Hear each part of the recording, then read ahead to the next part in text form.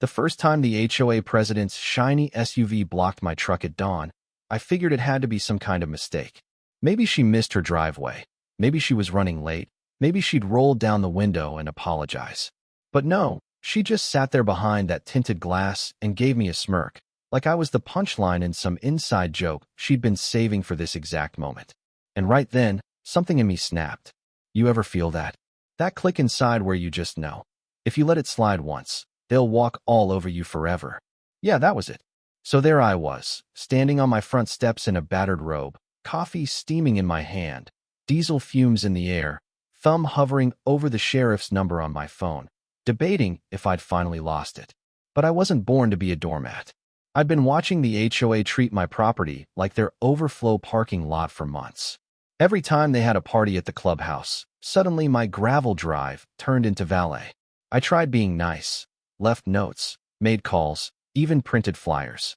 Management gave me the runaround.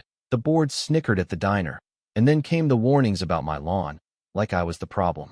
Funny how the rule breakers are always the ones obsessed with everyone else's rules. By the time her SUV hemmed me in that morning, I'd been keeping records. Photos, timestamps, dashcam footage, you name it. Not that it mattered, because around here the HOA acted like royalty and the rest of us were just peasants expected to bow. Only I wasn't raised that way. Out on the farm, a fence line was sacred.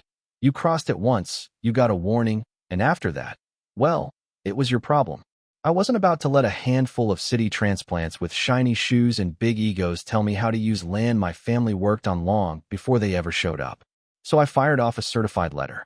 Legal language, county codes, even borrowed a few lines from my uncle, a retired deputy.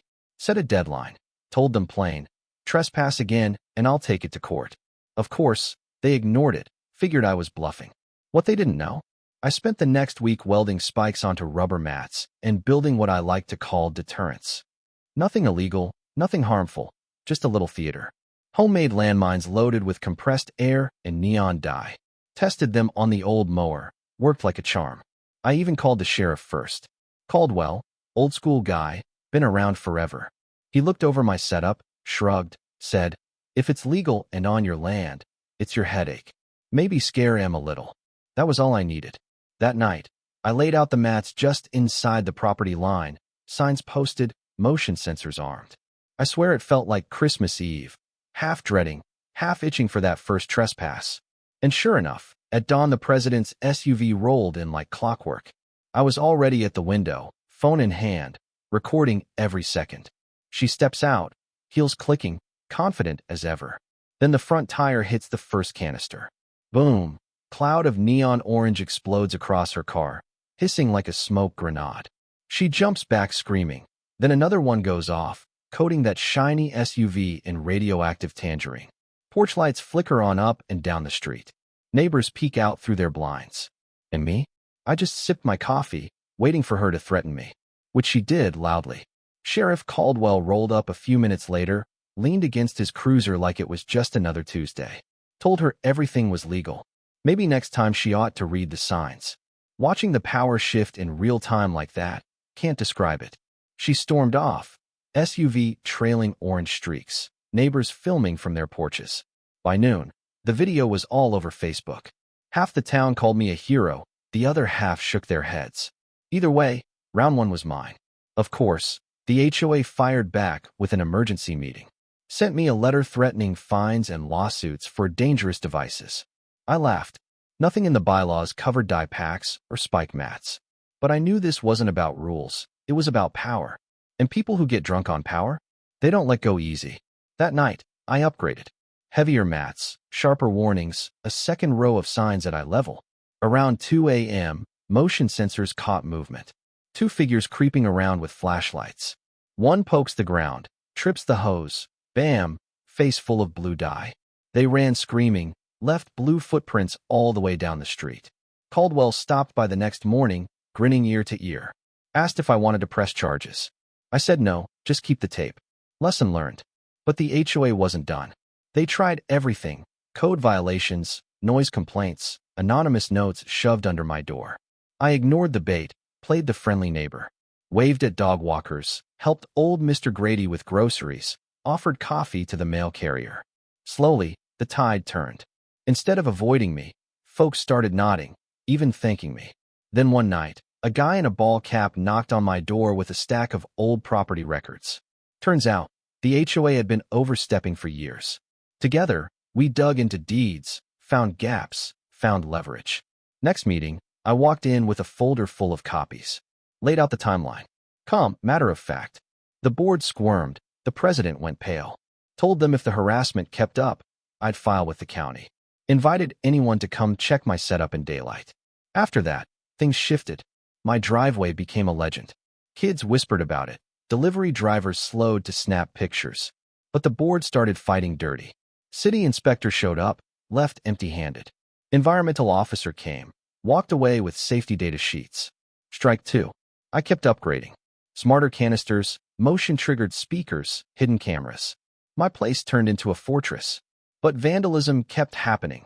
Mailbox smashed, dock lights broken, notes under the door. Caldwell upped patrols. Neighbors started watching out for me. We formed a coalition, shared stories, compared finds. Found patterns, even fraud. Suddenly the board wasn't untouchable.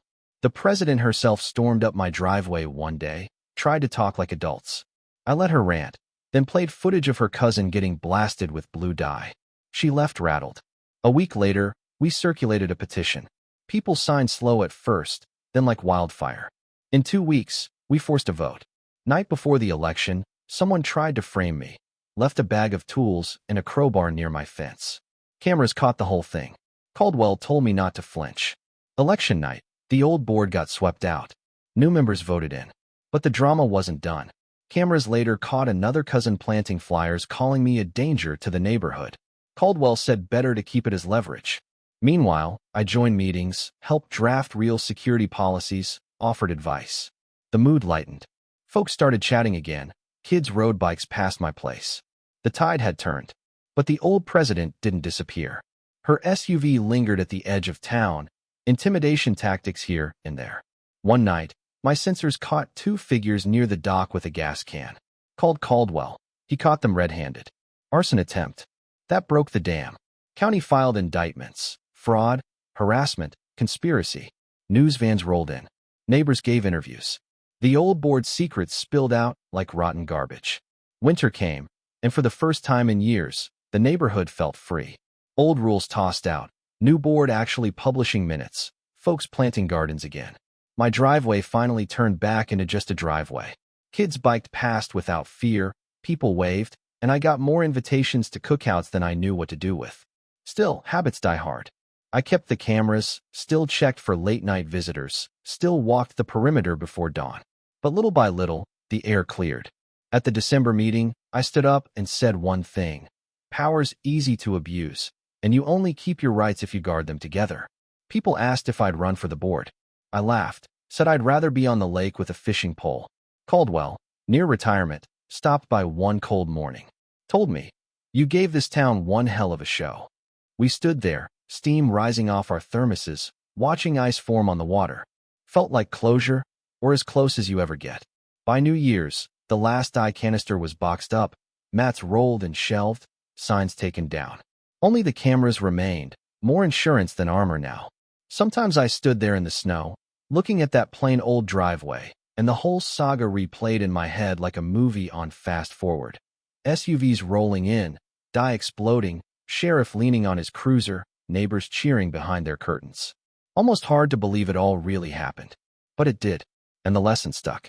If you want peace, sometimes you have to fight for it. And if you fight hard enough, sometimes you never have to fight again. So tell me this, if it were your driveway, your home, your fight, would you have done the same, or would you have let them win? Drop a comment, share your story. Let's talk about where that line really is between keeping the peace and standing your ground. Because out here, it's never just about gravel and fences. It's about everything that makes a place worth calling home.